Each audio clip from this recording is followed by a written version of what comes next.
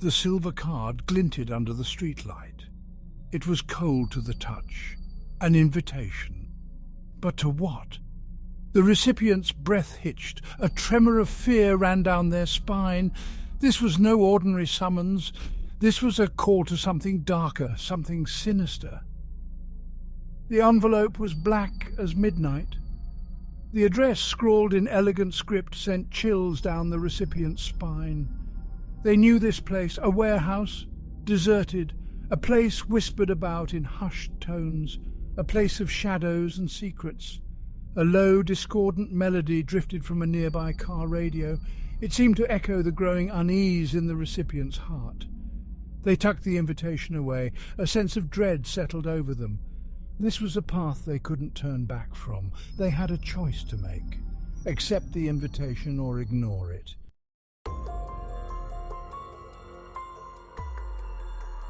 Across the city, 5 others received the same chilling invitation, each card identical, each recipient gripped by the same cold fear. Fate had woven its web. They were drawn together, pawns in a game they didn't understand. Max, a hardened man of the world, scoffed at the invitation, yet a flicker of curiosity danced in his eyes. Sophia, the life of every party, felt a sudden chill. Her laughter died in her throat. Greg, a tech genius, saw the invitation as a puzzle to solve. He relished the challenge. Claire, an artist, felt a sense of foreboding. Her intuition screamed at her to run. David, a ruthless businessman, saw an opportunity. He was used to getting what he wanted, no matter the cost. The music changed. A slow, haunting melody filled the air. The city seemed to hold its breath. Something wicked this way comes. The game was afoot, and the players were about to learn the true cost of their participation.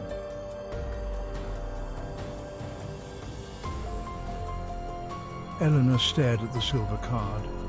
Her reflection stared back, a flicker of fear in her eyes. She couldn't shake the feeling that this was a mistake, but something drew her in. A morbid curiosity. She had to know more. Max scoffed. A prank? A joke in bad taste? He almost threw the invitation away, but something stopped him, a nagging feeling, a sense of unease. He had to see this through, just in case. Sophia's laughter felt hollow, forced. Her friends noticed. Their smiles faltered. A pall had been cast over their evening.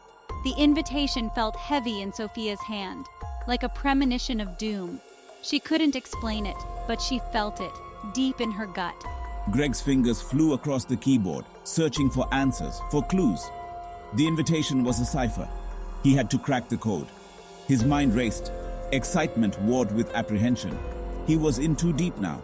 Claire traced the elegant script with her finger. The ink felt cold, lifeless. She shuddered. A wave of fear washed over her. This was wrong, all wrong. She should stay away, but she couldn't. Something compelled her forward, into the darkness. David examined the card. His eyes narrowed. Intrigue flickered in their depths. This was unexpected. An opportunity? Perhaps. He had never backed down from a challenge, and this promised to be interesting. Very interesting.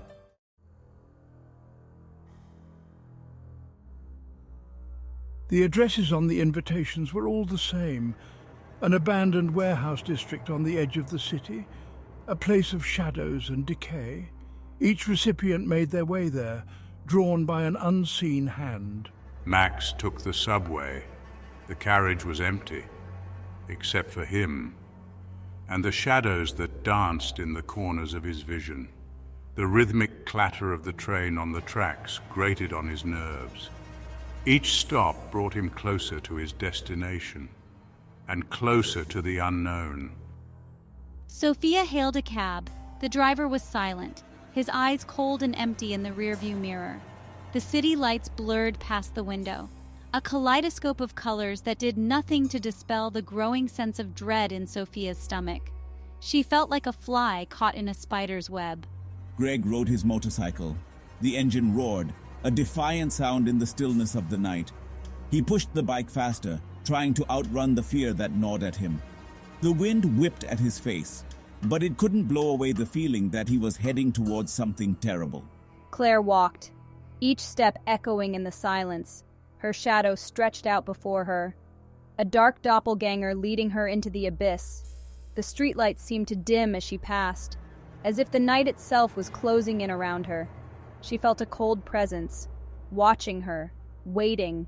David arrived in his limousine, the car sleek and black, a symbol of his power. He felt a surge of confidence. He was in control. He always had been. He stepped out onto the pavement, his shoes clicking on the asphalt, the only sound in the oppressive silence.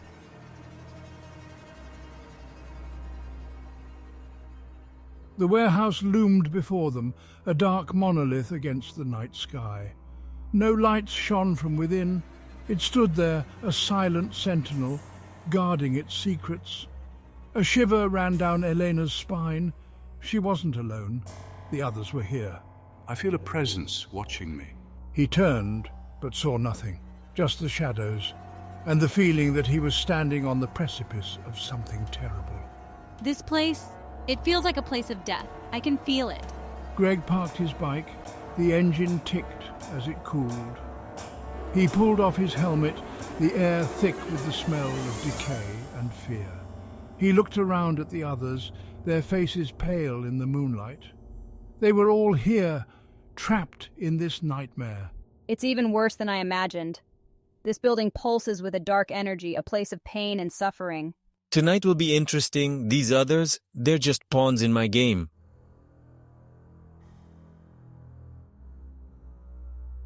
Elena pushed the heavy warehouse door open. It creaked in protest, a low groan echoing through the cavernous space. The air inside was stale, thick with dust and the metallic tang of fear. I'm not sure what I expect, but I feel safer prepared. The darkness, it's watching me. I've come too far to turn back now. Greg's flashlight cut through the darkness. The beam danced across the dusty floor, revealing nothing but empty space. For now. Despite the stifling heat, he felt a chill. He was being watched. I need light, any light, to keep the darkness at bay.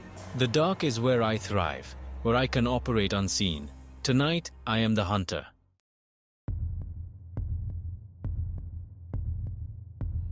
Elena's eyes slowly adjusted to the gloom. She could make out the shapes of the others gathered in a loose circle, their faces pale and drawn in the flickering light of Greg's flashlight. They were all scared. We're trapped. I can feel the walls closing in. I have to get out of here now before it's too late. These people, I thought I knew them, but their eyes are cold, calculating, predatory. Greg swept the flashlight beam across the room, his heart pounding in his chest. He had a bad feeling about this, a very bad feeling. The air was thick with tension, and something else, something sinister. We're all in danger. I can feel it, a sense of impending doom. Their fear amuses me. They are so predictable, so easily manipulated. I will turn them against each other, and in the end, I will be the last one standing.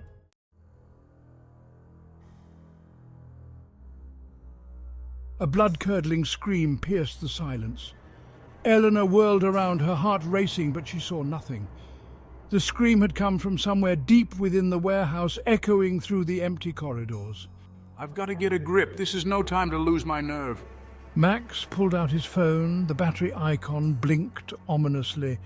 Low power. He shoved it back into his pocket, needing to conserve what little battery he had left. That scream, it sent shivers down my spine. It's the sound of pure primal fear, and it's getting closer. I can feel it. That scream. It wasn't human. It was something else, something evil. I have to get out of here, now. He turned to warn the others, but the words died in his throat. They were gone. I'm alone. The others have vanished, swallowed by the darkness. I'm surrounded by shadows, and the feeling that something is watching me, hunting me. The game has begun.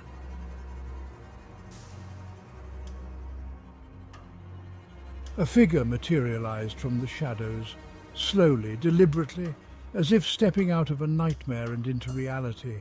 He moved with an unnatural grace, his footsteps silent on the concrete floor. I can't place this feeling, dread mixed with a strange sense of familiarity. This figure, this man, he seems to radiate power. a power that feels ancient and very dangerous. My mind is struggling to comprehend what my eyes are seeing. It's like watching a ghost solidify, taking on a physical form. But this is no ghost. This is something far more sinister, something that belongs in the darkness. The beam wavers, casting grotesque shadows on the walls. I'm trying to focus, to get a clear look at the figure, but the darkness seems to swallow the light, obscuring the details. I can't move. I can't breathe. The figure exudes an aura of power, of menace. It's like staring into the abyss. I feel myself being drawn in, powerless to resist. I recognize the power that radiates from this figure. It's a power I understand, a power I crave. Tonight, I might just get what I've desired, no matter the cost.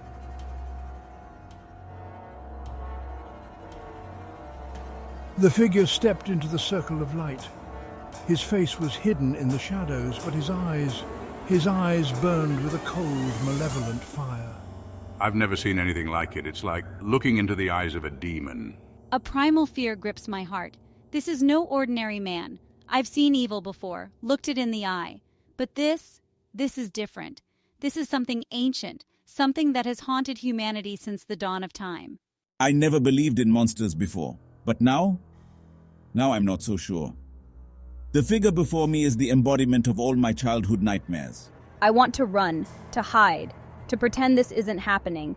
But my feet are rooted to the spot, frozen by a fear I've never known. I need to escape while I still can, but my body refuses to obey. I'm paralyzed, trapped in a nightmare, forced to confront the darkness that lurks within my own soul. I feel a surge of excitement. This is the challenge I've been waiting for, the opportunity to prove myself, to seize the power that has been denied to me for so long.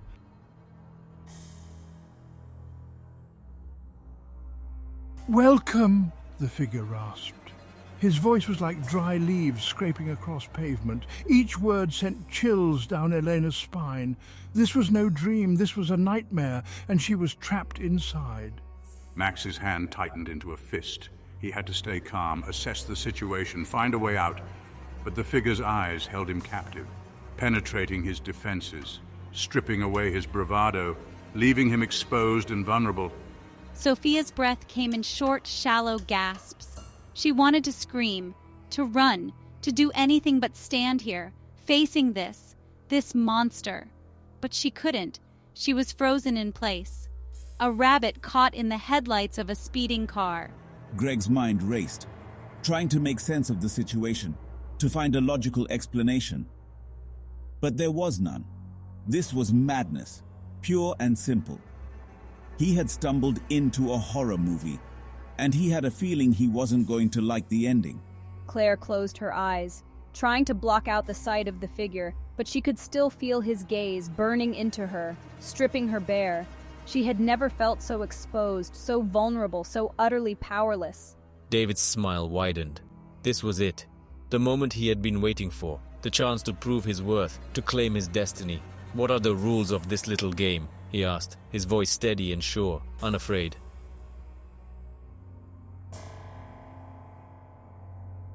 The host's laughter echoed through the warehouse, bouncing off the cold steel walls like the rattling chains of a forgotten torture chamber.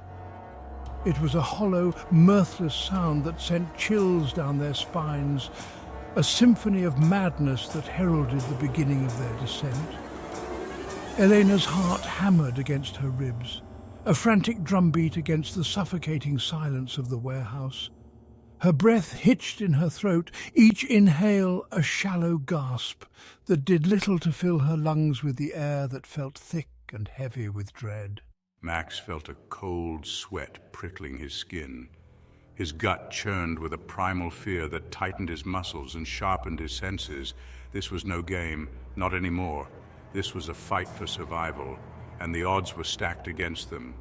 He had faced danger before, looked death in the eye. But this was different.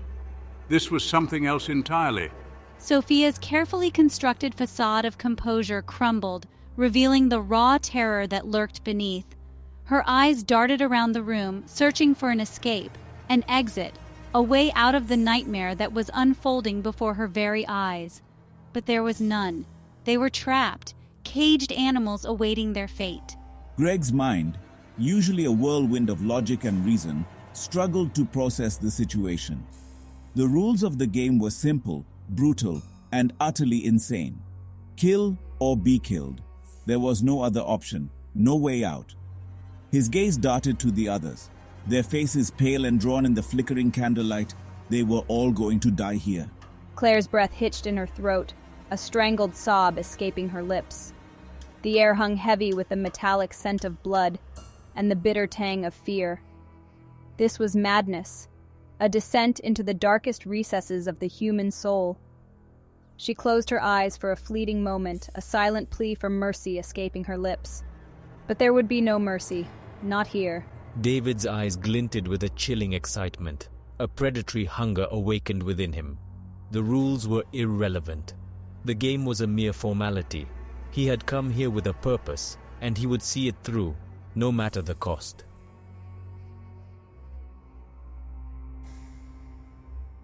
A strangled cry ripped through the suffocating silence as the first victim fell, their lifeblood staining the cold concrete floor a macabre crimson.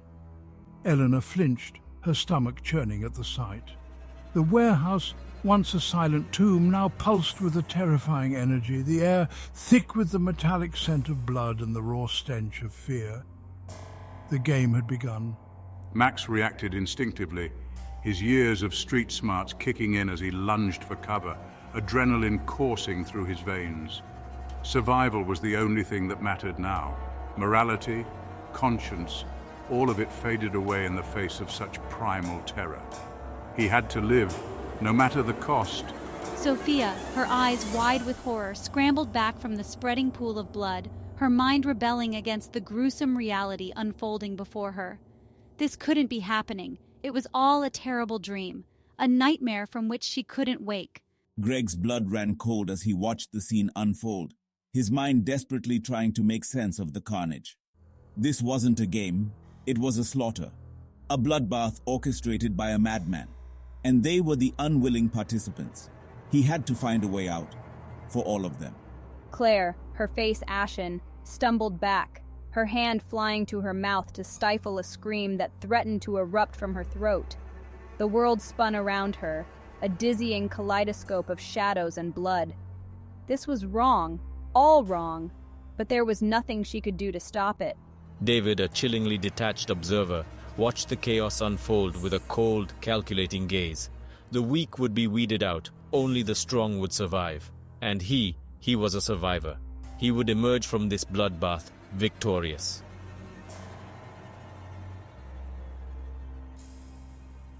Two figures, their faces pale and drawn in the flickering candlelight, their bodies trembling with a mixture of fear and adrenaline, forged an uneasy alliance, their survival instincts overriding their initial distrust.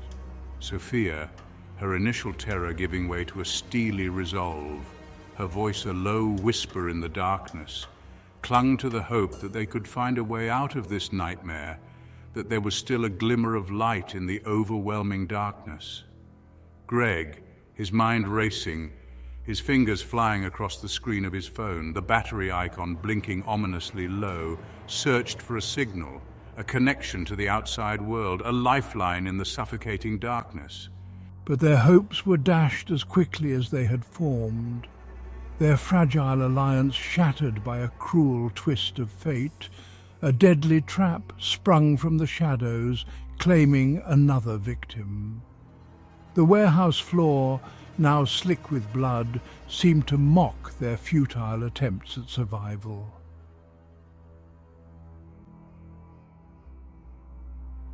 The warehouse groaned, a symphony of creaking metal and shattering glass, a testament to the carnage within. The air hung heavy with the coppery tang of blood and the sweet, cloying scent of fear. Elena, her heart a drum against her ribs, pressed herself against a cold, damp wall. Her chest heaved, each breath a shallow gasp. She clutched the rusty pipe tighter, her knuckles white, her only weapon in this nightmare. Her eyes darted across the darkness. Shadows danced at the edge of her vision, whispering her name, taunting her. She was alone, the hunter or the hunted. A low growl echoed through the warehouse, a primal sound that sent shivers down her spine. It was close, too close. She had to move, had to find a way out of this labyrinth of shadows and death. But where? A floorboard creaked in the distance. Elena spun around. Her pulse quickened. The pipe trembled in her grip. A shadow detached itself from the darkness, moving towards her, slowly, deliberately, like a predator stalking its prey. Her breath caught in her throat. Her mind screamed at her to run, to hide. But her feet were rooted to the spot, frozen by a fear so profound it stole her breath. She was trapped, caged, waiting for the inevitable.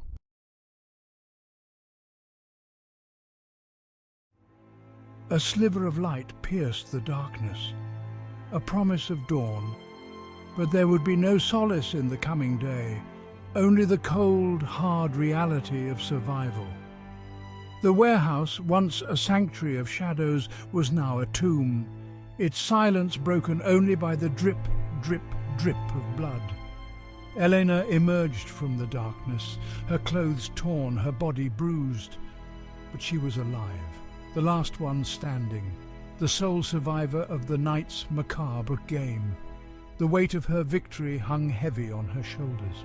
A crown of thorns. She stumbled out into the pale light of dawn. The world outside seemed alien, unfamiliar, as if she had stepped into a different reality. The air, though crisp and clean, couldn't wash away the stench of death that clung to her, the memory of the night's horrors etched into her very being.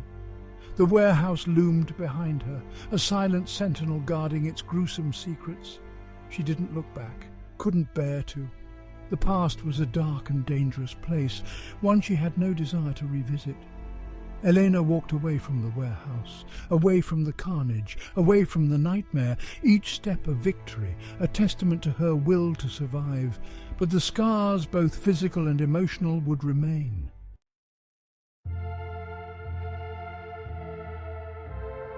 Days turned into weeks. The city, oblivious to the horrors that had transpired within the warehouse walls, continued its relentless rhythm. But for Eleanor, the world had shifted on its axis. The familiar now held a sinister undertone. The ordinary, a disquieting echo of the extraordinary darkness she had witnessed. Sleep offered no escape. The events of that night played out in her dreams, a macabre film on a continuous loop. The screams of the fallen, the metallic scent of blood, the chilling laughter of the host, all remained vivid, etched into the fabric of her being. The silence of her small apartment was deafening, a constant reminder of the lives lost, of the secrets she now carried. Even the sunlight seemed to shy away from her, as if sensing the darkness that clung to her like a shroud. The world moved on, but Elena remained trapped in the aftermath, the echoes of the warehouse clinging to her like a curse. She was a survivor, yes, but at what cost?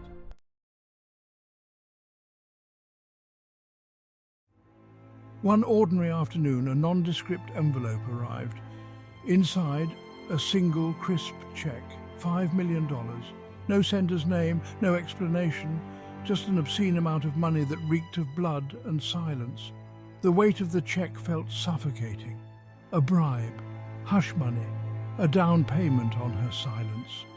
Elena stared at the check, her stomach twisting with a mixture of disgust and a terrifying sense of relief. She was being paid for her silence, for her complicity in the madness. The city outside continued its frenetic dance, oblivious to the darkness that had stained her soul. Elena knew she could walk away, disappear into the anonymity of the city, start over. But the shadows of the warehouse and the price of her survival would follow. The game was over, but the true cost had yet to be paid.